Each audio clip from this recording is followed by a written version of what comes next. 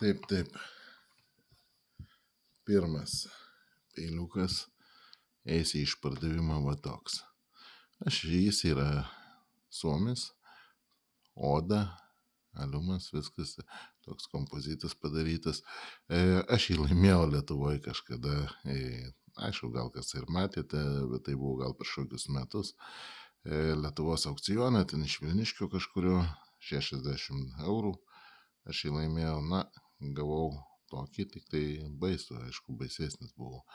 Tai teko truputį restauruoti, profesionaliai pagalasti, šitą visą restauruoti rankeną ir dar su laku padengiau kažkiek. Labai smagus peiliukas, nedidelis, lupimui, sakykime, ar į gamtą kažkur. Plienas geras, viskas tvarkoja, bet dėklo neturi šis peilis. Ir ką galiu pasakyti,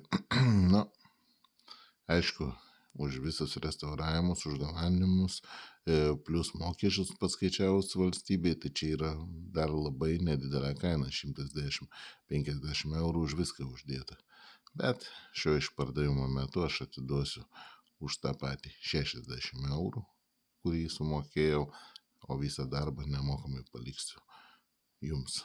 Tai ir dar iš savo kišenės susimokėsiu mokesčius valstybei. Tai žodžiu,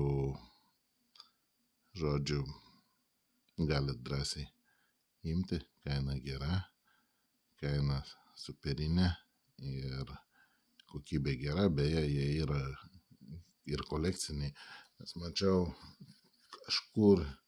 kažkokioj platformoje užsienį mačiau aš, būtent toks tik nutrešęs, nurūdėjęs visiškai, kainavo virš $100. Tai žodžiu, turi vertę. Jamam, bičiuliai, jamam.